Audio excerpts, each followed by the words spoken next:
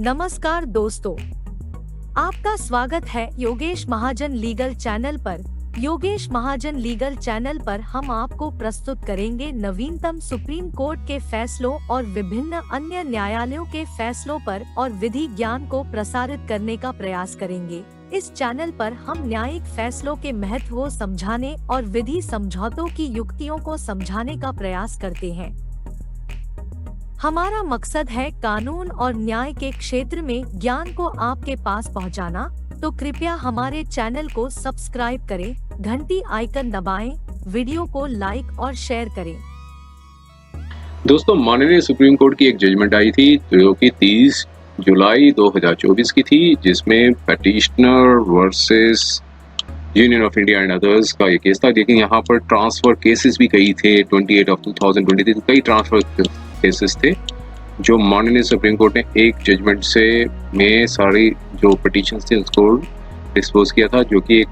Main जो petitioner का जो नंबर है वो है रेड पिटीशन सिविल 352 of 2023। तो यहाँ पर पिटीशनर ने चैलेंज किया था कि जो बार काउंसिल हैं, स्टेट के जो बार काउंसिल्स हैं,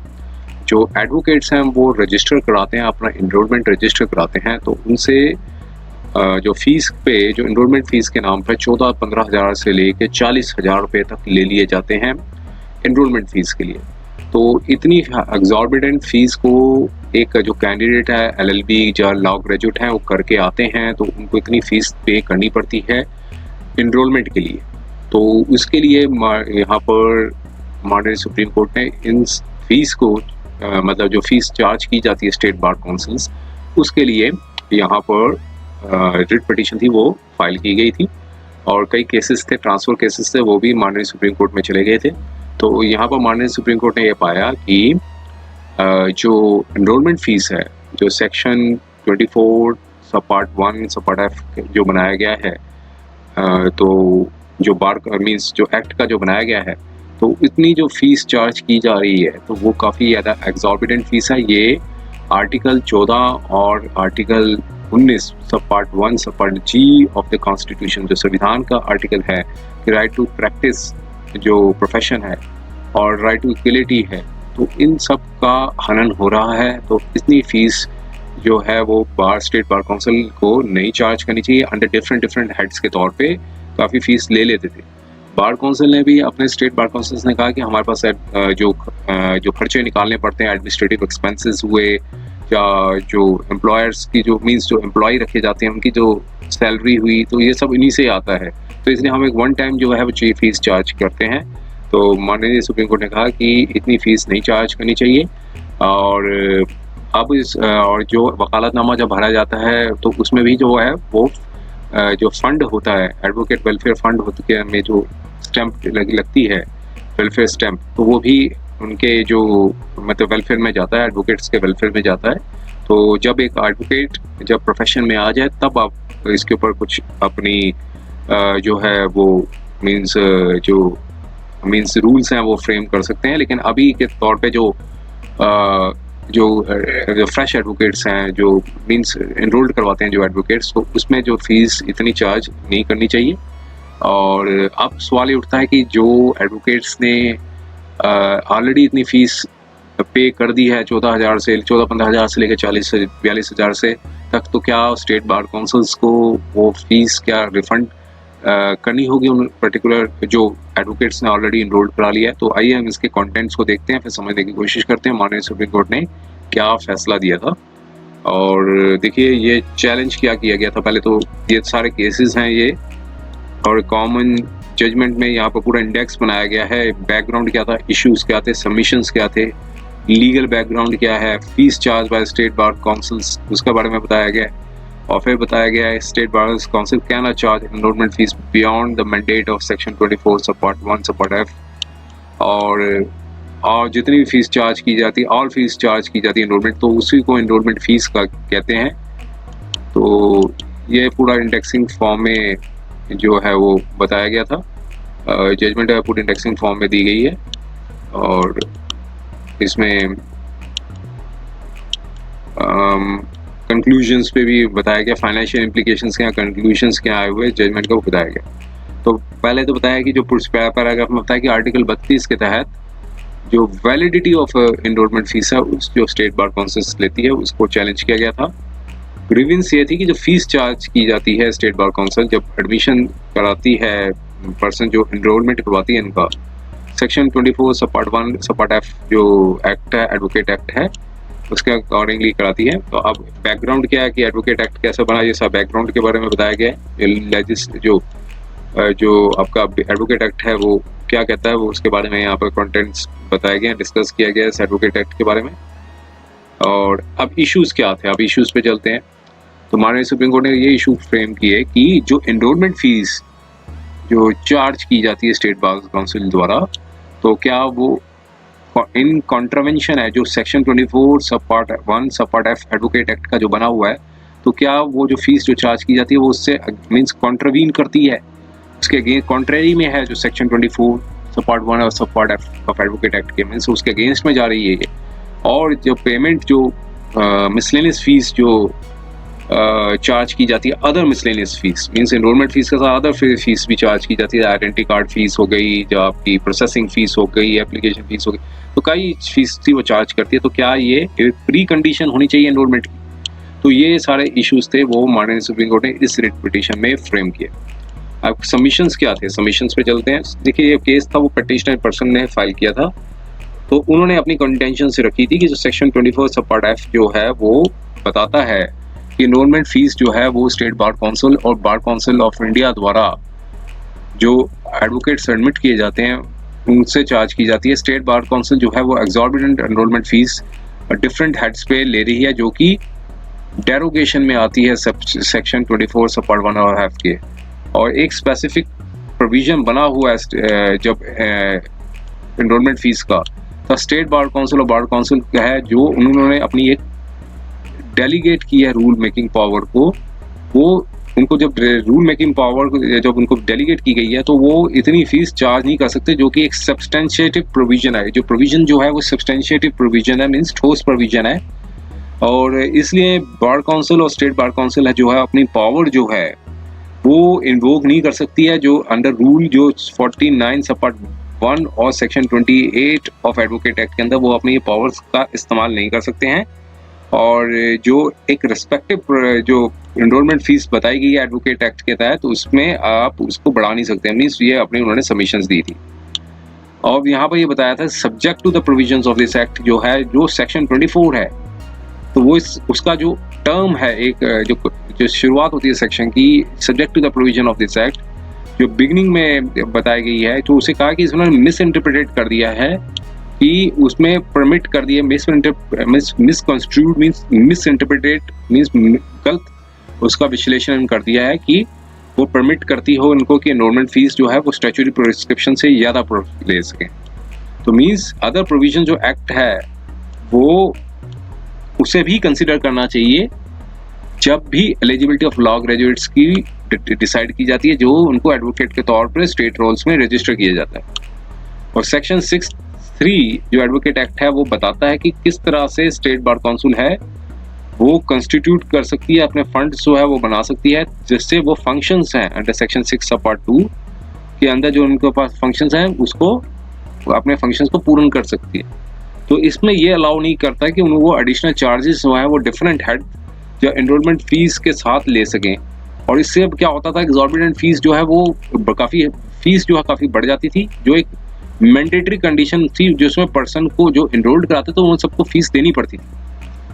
तो एक कोर्ट ने फिर आगे उन्होंने सबमिशन दी कि जो इस तरह की जो एनरोलमेंट फीस है वो चार्ज की जा रही है, इससे लॉ ग्रेजुएट्स को रोका जा रहा है कि वो जो इकोनॉमिकल वीकर सेक्शन से आ रहे हैं कि वो अपना नाम दर्ज करा सकें स्टेट बार काउंसिल पे। तो इसकी वजह से इनडायरेक्ट बार होता है लॉ ग्रेजुएट्स को जो अपना एनरोल्ड कराना चाहते हैं एडवोकेट के तौर पे अंडर, तो जिससे आर्टिकल 19 सब पार्ट 1 सब पार्ट जी ऑफ कॉन्स्टिट्यूशन का हनन होता है। तो इसकी वजह से जो एनरोलमेंट है वो काफ़ी कोर्सिव मीन्स फोर्सफुली हो रहा है, मीन्स कोर्सिव मतलब एक गलत तरीके में से एक कोर्सिव वर्ड यूज किया गया है, कोर्शन जो वर्ड होता है उसी को कोर्सिव वर्ड यूज किया गया है, इम्प्रॉपर है और अनजस्ट है और अनफेयर है, जिससे वायलेट होता है आर्टिकल 14 ऑफ कॉन्स्टिट्यूशन का। और एडवोकेट वेलफेयर फंड एक्ट जो है 2001 का, वो पार्लियामेंट द्वारा बनाया गया है, जिससे पार्लियामेंट ने कहा रखा है कि आप फंड्स को कलेक्ट कर सकते हैं, जो कई सोर्सेज हैं जो कि वेलफेयर ऑफ एडवोकेट्स के लिए बनाए गए हैं। तो इससे जो अमाउंट है वो ज़्यादा नहीं होनी चाहिए, जो इसकी वजह से एक एनरोलमेंट फीस काफ़ी ज़्यादा एग्जॉर्बिटेंट, काफ़ी ज़्यादा बढ़ जाती है जिससे फीस। अब जो BCI ने अपनी सबमिशंस दी, उन्होंने कहा कि हमारे पास एडवोकेट फंड्स होने चाहिए जिससे हम अपने फंक्शंस को डिस्चार्ज कर सकें, जो हमारे जो डे टू डे फंक्शन होती है, जिसमें एडमिनिस्ट्रेटिव एक्सपेंसेस होते हैं, स्टाफ की सैलरी होती है, इंफ्रास्ट्रक्चर का जो मेंटेनेंस होता है, टेक्नोलॉजिकल एडवांसमेंट्स होते हैं। तो इनएडुकेट अगर फंडिंग पर्याप्त नहीं होगी तो जो स्टेट बार काउंसिल की जो एबिलिटी है उस पर वो ऑब्स्ट्रक्ट करेगा, मीन्स रुकेगा, और जो अपने स्टैट्यूटरी ऑब्लिगेशंस हैं वो नहीं कंप्लाई कर सकेंगे जो कि एडवोकेट एक्ट के अंदर इनको दिए गए हैं। तो आप ये कहा कि एनरोलमेंट फीस जो प्रिस्क्राइब की गई थी सेक्शन 24 सब पार्ट 1F के तहत, जो लेजिस्लेचर ने फिक्स की थी 1993 में, 1993 से, तब से लेकर मॉडिफाई नहीं की गई है। अब जो उसको जो इन्फ्लेशन, जो महंगाई बढ़ रही है, वो भी मीन्स उसको भी देखा नहीं गया है। तो इसलिए जो एडुकेट नहीं है, इस तरह के करंट फाइनेंशियल डिमांड्स के को मीट करने के लिए एडुकेट नहीं है।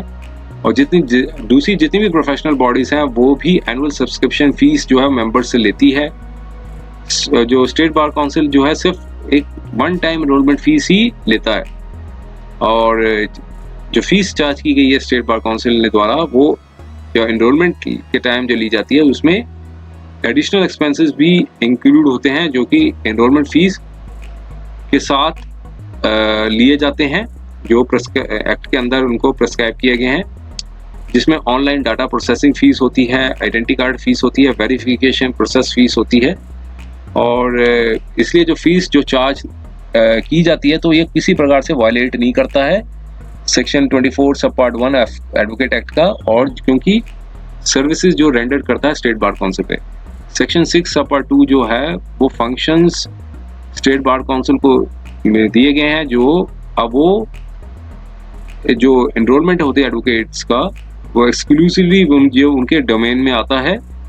और जो भी स्टैच्यूटरी पावर्स हैं वो जो दी गई हैं वो इम्प्लाइडली जो प्रोसेस करती है इंसिडेंटल पावर्स जो दी गई हैं, ताकि वो इफेक्टिव एक्सरसाइज अपने तरीके से कर सके। और सेक्शन 15 एक्ट है जो प्रोवाइड करता है स्टेट बार काउंसिल को कि वो मींस वो पावर देता है उनको कि वो रूल्स बना सकें और जो पर्पसेस हैं चैप्टर 2 ऑफ एक्ट के तहत वो कर सकें। और जनरल पावर जो है वो फ्रेम करने की, उसमें ये भी इंक्लूड होता है कि जो पावर टू लीवी चार्जेस जो सर्विसेज रेंडर की गई हैं अंडर द एक्ट में, मेनली सिर्फ जो सर्विस चार्ज की जा रही है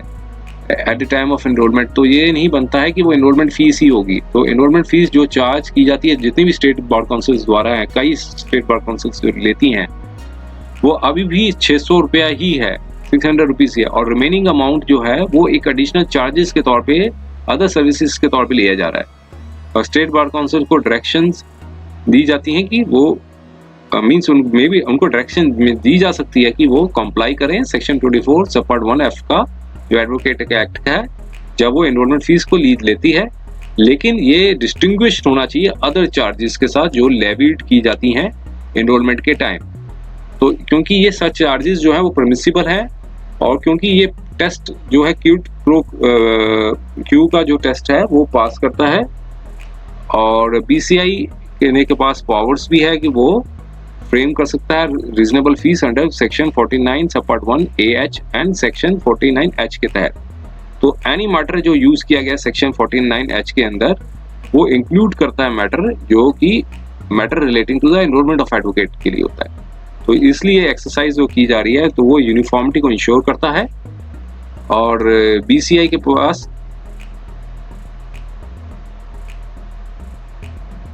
और BCI ने और जो मींस जो रिकॉर्ड में लाया कि वो ड्राफ्ट रूल्स, यूनिफॉर्म रूल्स हैं, वो भी जो उन्होंने रूल्स बनाए थे उसको भी रिकॉर्ड में लाया, और तो ये सारे अपने उन्होंने सबमिशंस दिए थे। उन्होंने कहा था कि एक्स्ट्राऑर्डिनरी जो पावर्स हैं अंडर आर्टिकल 42 के तहत, तो एक यूनिफॉर्म एनरोलमेंट स्ट्रक्चर का बनना चाहिए, जिससे फाइनेंशियल जितनी भी रिक्वायरमेंट्स हैं स्टेट बार काउंसिल की, जब तक कोई लेजिस्लेटिव अमेंडमेंट ना की जा सके एडवोकेट एक्ट की, तब तक वो, इसलिए उन्होंने अर्ज किया कि ये कोर्ट जो है वो डायरेक्शंस दे यूनियन गवर्नमेंट को कि वो एनरोलमेंट फीस को रिवाइज करे एनएस सेक्शन 24(1) सब पार्ट एफ के तहत। और ये सारी सबमिशंस, काउंटर सबमिशंस देने के बाद लीगल बैकग्राउंड भी डिस्कस किया है यहाँ पे इस जजमेंट में। काफ़ी लेंथी जजमेंट है ये, पेज नंबर 68 तक की पेजेस की है, और सारे प्रोविजंस को इसमें जो रिलेटिव जजमेंट्स थी उस सबको यहाँ पर डिस्कस किया है। अगर हम थोड़ा सा हम इसके कंक्लूजन्स पे चलते हैं, सारे जजमेंट्स को डिस्कस करने के बाद कंक्लूजन्स क्या थे उस पर चलते हैं। और सेक्शन 20 कोर्ट ने सारी सबमिशन सुनने के बाद एक पाया कि सेक्शन 24 सब पार्ट 1F जो है वो प्रिस्क्राइब करता है एनरोलमेंट फीस जो 750 है जो जनरल कैंडिडेट से ली जाती है, और 125 जो है वो SC/ST कैंडिडेट से ली जाती है। तो एनरोलमेंट फीस जो प्रिस्क्राइब की गई है कैंडिडेट्स जो SC/ST के हैं वो मीन्स काफ़ी कम है जो कैंडिडेट्स फ्रॉम जनरल कैटेगरी से आते हैं। इन 1993 ने पार्लियामेंट ने एनरोलमेंट फीस को इंक्रीज कर दिया था जनरल कैंडिडेट से, जिसे 250 टू 750 कर दिया था बिना डिस्टर्ब किए जो SC/ST कैंडिडेट्स कम्युनिटी के थे। तो इससे साबित होता है कि जो पार्लियामेंट जो है वो कॉन्शियस है सोशो इकोनॉमिकल मार्जिनलाइज्ड कम्युनिटी के जो SC/ST कम्युनिटी के हैं। और सिमिलरली उन्होंने कहा कि जो मणिपुर है वहाँ पर जो जनरल कैटेगरी कैंडिडेट्स हैं वो उनसे 16,650 लिए जा रहे हैं एनरोलमेंट फीस से, लेकिन जो कैंडिडेट्स फ्रॉम SC/ST कैटेगरी के हैं वो उनसे 16,050 लिया जा रहा है। तो इससे यहाँ कहा कि जो कैंडिडेट्स जो हैं फ्रॉम SC/ST कैटेगरी जो है वो प्रैक्टिकली वो भी इतना पे कर रहे हैं जो कि जनरल कैटेगरी के कैंडिडेट्स पे कर रहे हैं। तो इसलिए जो कहा कि ये legislative policy of advocate act के अगेंस्ट में है। अब यहाँ पे कहा कि डिग्निटी जो है वो क्रूशियल है सब्सटेंशिएट इक्वलिटी के लिए, और डिग्निटी और इंडिविजुअल की राइट ऑफ द इंडिविजुअल जो है कि वो डेवलप कर सके पोटेंशियल को कि टू फुलेस्ट। तो अब यहाँ पे कहा कि जो राइट है परस्यू करना प्रोफेशन को, एक आदमी की चॉइस होती है ताकि वो अपनी लिवलीहुड को अर्न कर सके, जो कि इंटीग्रल है डिग्निटी के लिए ऑफ एन इंडिविजुअल, जो कि एक इंटीग्रल पार्ट बनती है उसकी, कि डिग्निटी ऑफ इंडिविजुअल का इंटीग्रल होता है। और charging exorbitant enrolment fees charge करना और मिसलेनियस फीस चार्ज करना, एक प्री टर्म कंडीशन लगा देना, तो वो एक बैरियर होता है जो कि लीगल प्रोफेशन में जो एंट्री करना चाहते हैं। तो लेवी ऑफ एग्जॉर्बिटेंट फीस जो प्री कंडीशन लगा देना एनरोलमेंट का, तो ये एक डिग्निटी को डीनेग्रेट करता है, मीन्स खराब करता है, जो कि सोशल और इकोनॉमिक बैरियर्स जो है वो फेस कर रहे हैं अगर वो अपनी एडवांसमेंट ऑफ लीगल कैरियर्स में। और इस तरह की जजमेंट्स थी उस पर भी इन्होंने मीन्स रेफरेंस दिया, और कई जजमेंट्स थी उसमें यह सब जजमेंट्स के बाद डिस्कशन में ये आई कि legal segment of the judgement को देखते हुए स्टेट बार काउंसिल जो है जब वो एनरोलमेंट फीस चार्ज कर रहे हैं जो वो एक कॉन्ट्रावेंशन है सेक्शन 24 सब पार्ट 1F और लेजिस्लेटिव पॉलिसी जो एडवोकेट एक्ट की बनी है। और excessive exorbitant enrolment fees charge करना स्टेट बार काउंसिल का ये एक मैनिफेस्टली आर्बिट्रेरी है, मीन्स मनमाने तरीके से ली जा रही है। तो इस प्रकार की जो एग्जॉर्बिटेंट फीस चार्ज करना एज ए प्री कंडीशन के तौर पे, तो ये काफ़ी एंट्री बैरियर्स क्रिएट करता है उन लोगों के लिए, स्पेशली फॉर उन लोगों के जो मार्जिनलाइज्ड और इकोनॉमिकल वीकर सेक्शन से आ रहे हैं और जो इस प्रोफेशन में आना चाहते हैं। तो इसलिए जो करंट एनरोलमेंट फीस है वो इसलिए काफ़ी मनमानी है, बिकॉज क्योंकि ये सब्सटेंशिएटिव इक्वालिटी को डिनाई करता है, मीन्स जो ठोस इक्वालिटी है, सब्सटेंशिएटिव इक्वालिटी है, उसको रोकता है ये। और आर्टिकल 19 सब पार्ट 1 सब पार्ट जी जो कहता है कि अनरीजनेबलनेस। अब यहाँ पर बताया कि सेक्शन 30 एडवोकेट एक्ट का जो बताता है कि हर एडवोकेट जिनका नाम स्टेट रोल पे है उनका राइट है कि वो प्रैक्टिस कर सकते हैं किस सारी कोर्ट्स में जो भी भारत में है, टेरिटरी ऑफ इंडिया के अंदर है। आर्टिकल 19 सब पार्ट 1 सब पार्ट जी कॉन्स्टिट्यूशन संविधान का प्रोवाइड करता है कि सारे जो सिटीजन्स हैं उनका राइट बनता है कि वो प्रैक्टिस किसी भी प्रोफेशन को चयन कर सकते हैं और ऑक्यूपेशन और ट्रेड कर सकते हैं। और आर्टिकल 19(6) जो है वो under article 19(1) G to the reasonable restriction के अंदर ही वो आता है कि मीन्स जो एक रीजनेबल रिस्ट्रिक्शन के तहत ही वो प्रैक्टिस कर सकते हैं। मान लो किसी के पास डिग्री नहीं है तो वो कल को कहे कि मैं ये प्रोफेशन में मीन्स प्रैक्टिस करना चाहता हूँ, तो कहा कि एक रीजनेबल रिस्ट्रिक्शन होनी जरूरी है। तो अगर रीजनेबल रिस्ट्रिक्शन नहीं करेंगे तो कोई भी आदमी आके कर लेगा मीन्स प्रैक्टिस, चाहे डॉक्टर हो चाहे लॉयर एडवोकेट हो। तो उसके बाद जब तक डिग्री नहीं होगी तब तक वो एक subject to the reasonable restriction के या इसलिए वर्ड यूज किया गया है। तो मीन्स ये एब्सोल्यूट नहीं है राइट, लेकिन रीजनेबल रिस्ट्रिक्शंस के साथ अलाउड है। अब यहाँ पर प्रोविजन करता है, बताता है कि जो स्टेट जो है वो कोई भी लॉ बना सकती है जो कि रिलेट करता हो प्रोफेशनल और टेक्निकल क्वालिफिकेशन से, जो कि अनिवार्य हो प्रैक्टिस और प्रोफेशन करने के लिए,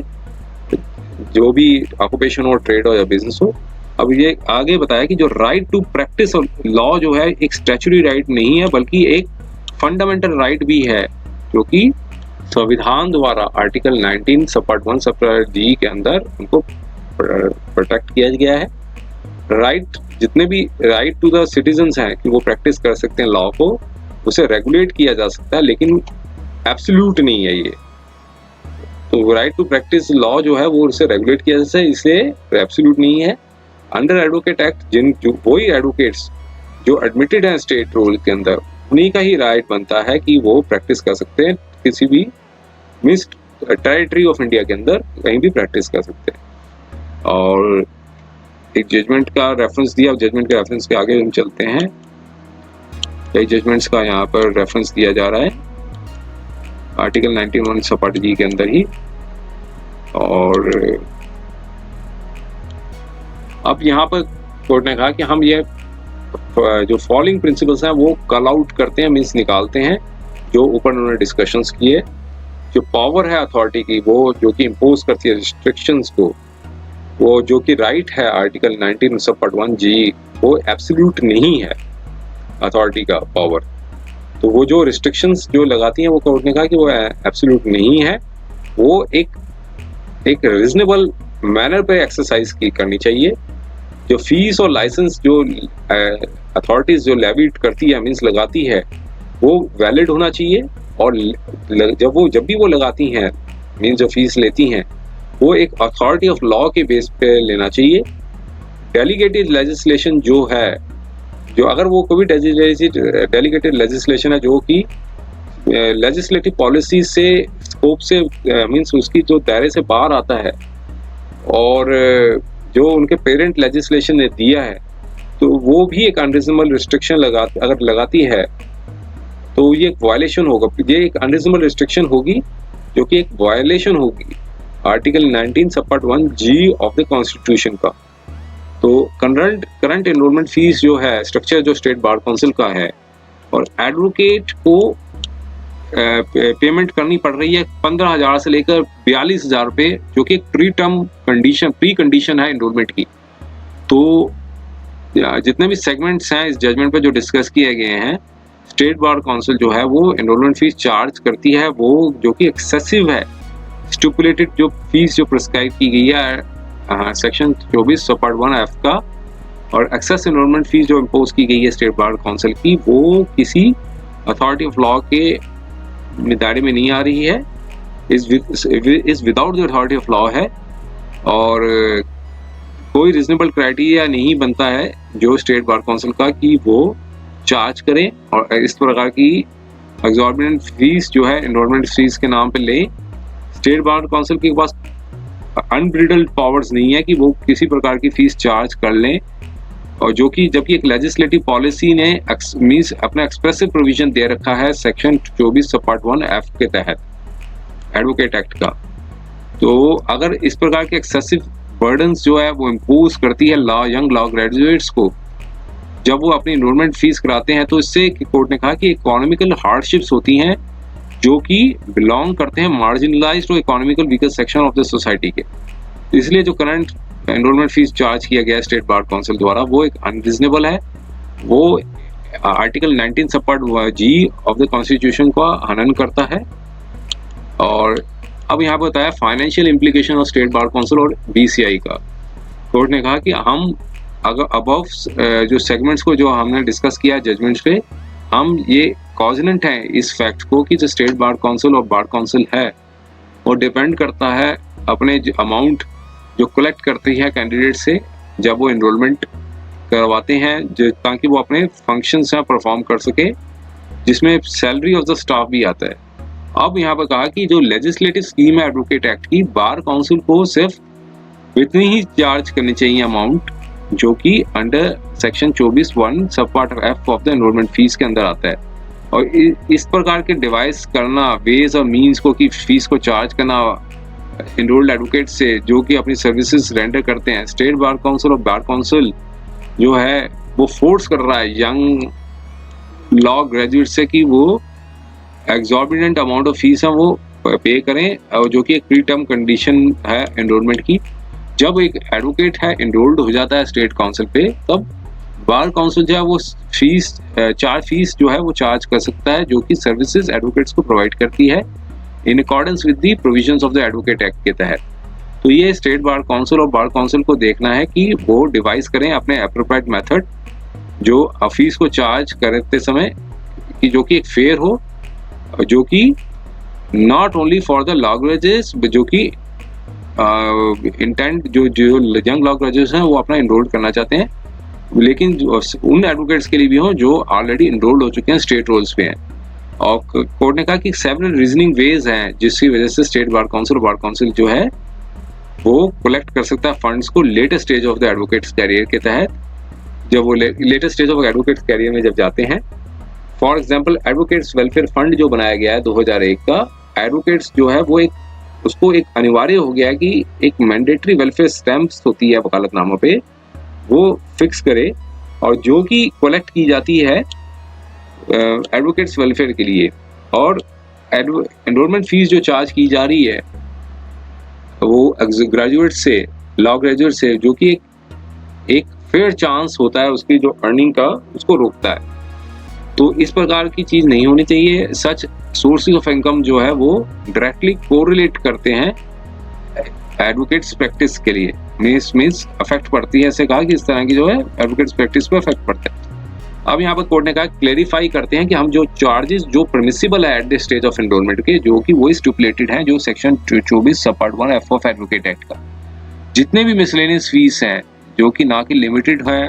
जैसे एप्लीकेशन फॉर्म फीस हो गई, प्रोसेसिंग फीस हो गई, पोस्टल फीस चार्जेस हो गए, प्रोसेसिंग वेरिफिकेशन चार्जेस हो गए, पुलिस वेरिफिकेशन चार्जेस हो गए, ID चार्जेस हो गए, एडमिनिस्ट्रेटिव फीस हो गई, फोटोग्राफ फीस हो गई, जो कि चार्ज करती है कैंडिडेट्स को at the time of the admission, वो उसे इंटरप्रिटेट करना चाहिए as a part of the enrolment fees के लिए। जो फीस जो चार्ज किए जा रहे हैं अंडर दीज और सिमिलर हेड्स के अंदर, वो क्यूमुलेटिवली एक्सीड नहीं होने चाहिए जो एनरोलमेंट फीस जो प्रिस्क्राइब की गई है अंडर सेक्शन 24 सब पार्ट 1F के तहत। एडवोकेट वेलफेयर फंड जो है वो इनेक्ट किया गया है, वो प्रोवाइड करता है कि एक वेलफेयर फंड को बनाए, कंस्टिट्यूट करें जो कि एडवोकेट्स के वेलफेयर के लिए हो। सेक्शन 3 जो है वो एप्रोप्रिएट गवर्नमेंट जो है वो एडवोकेट वेलफेयर को फंड के लिए मींस वो बना सकती है। सेक्शन 15 जो मैंडेट करता है स्टेट बार काउंसिल को कि वो एक एनुअली जो है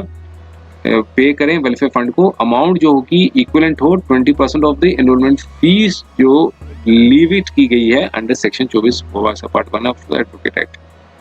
इस प्रकार का डिसीजन ना सिर्फ इफेक्ट पड़ेगा obligations does not have any effect. उसने कहा कि इस प्रकार का डिसीजन किसी प्रकार का इफेक्ट नहीं करेगा स्टेट बार काउंसिल के ऊपर, बिकॉज सेक्शन जो 15 है वो एनरोलमेंट फीस को means continue to charge enrolment fee as stipulated under section 24 part sub part 1। और स्टेट बार काउंसिल और बार काउंसिल जो है वो उनको डायरेक्ट किया जाता है कि वो इंश्योर करें कि जो फीस चार्ज की जाती है एनरोलमेंट की वो कंप्लाई करें सेक्शन 24 सब पार्ट 1 ऑफ एफ। और प्रोविजन जो है डिफीट नहीं होना चाहिए डायरेक्टली और इनडायरेक्टली अंडर डिफरेंट नॉमेनक्लेचर के नाम पे। और एसबीसी जो है वो एनरोलमेंट फीस चार्ज नहीं कर सकता है और ना ही मिसलेनियस फीस चार्ज कर सकता है उस अमाउंट से अधिक जो कि प्रोवाइड किया गया है सेक्शन 24 सब पार्ट 1 और एफ के तहत। अब यहाँ पे कोर्ट ने कहा कोई भी केस नहीं बनता है इस प्रकार का कि हम अपनी पावर एक्सरसाइज करें आर्टिकल 142 के तहत और जिससे हम इम्प्लीमेंट करें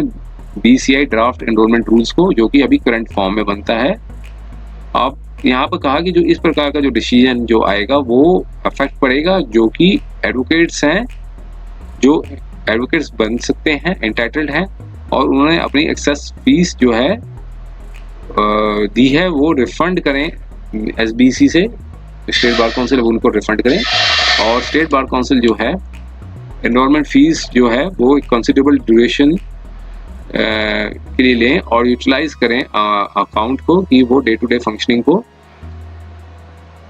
मीन्स स्टेट बार काउंसिल जो है वो अपनी एनरोलमेंट फीस को कंसिडरेबल ड्यूरेशन के लिए लें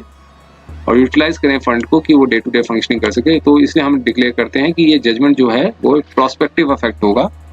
और स्टेट बार काउंसिल को एक्सेसिव एनरोलमेंट फीस नहीं देनी होगी, मीन्स रिफंड नहीं करनी होगी एनरोलमेंट फीस जिन्होंने उन्होंने ऑलरेडी कलेक्ट की है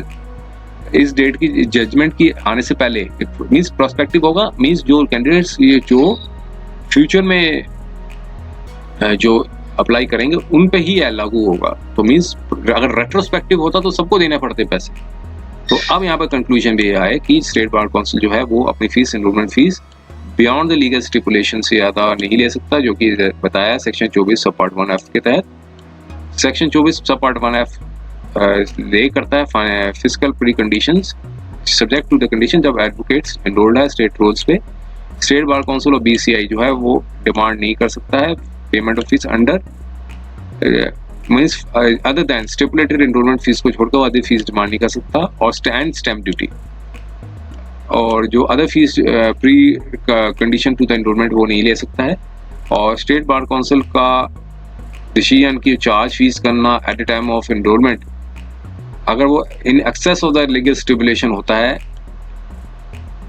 अंडर सेक्शन 24 सब पार्ट 1 एफ वो वायलेट करता है article 24 19(1)(g of the constitution के तहत। और अब कोर्ट ने कहा इसका डिसीजन का प्रोस्पेक्टिव इफेक्ट होगा, स्टेट बार काउंसिल को रिफंड करने की जरूरत नहीं है जिन्होंने एक्सेसिव फीस कलेक्ट की है before the date of the judgement. तो इस सारे ग्राउंड्स पे डिस्कशन करने के बाद स्पिरिट पिटीशन को डिस्पोज कर दिया, ट्रांसफर के केसेस ट्रांसफर पिटीशन से वो सब डिस्पोज हो गए और ये जजमेंट आई थी 30 जुलाई 2024 को। उम्मीद है कि यह वीडियो आपको पसंद आया होगा। अगर आपने अभी तक हमारे चैनल को सब्सक्राइब नहीं किया है तो कृपया इसे सब्सक्राइब कर ले और बेल आइकन दबाकर नोटिफिकेशन प्राप्त करें ताकि आप हमारे नए वीडियो से अपडेट रह सकें। अगर आपको यह वीडियो पसंद आया हो तो कृपया लाइक करें और अपने दोस्तों के साथ शेयर करें। हमारे चैनल पर आपको न्यायिक मुद्दों, कानूनी सलाह और कानूनी अपडेट्स के बारे में नवाचारिक और महत्वपूर्ण जानकारी मिलेगी। हमारे साथ बने रहें क्योंकि योगेश महाजन लीगल आपके कानूनी सवालों का सहायक है।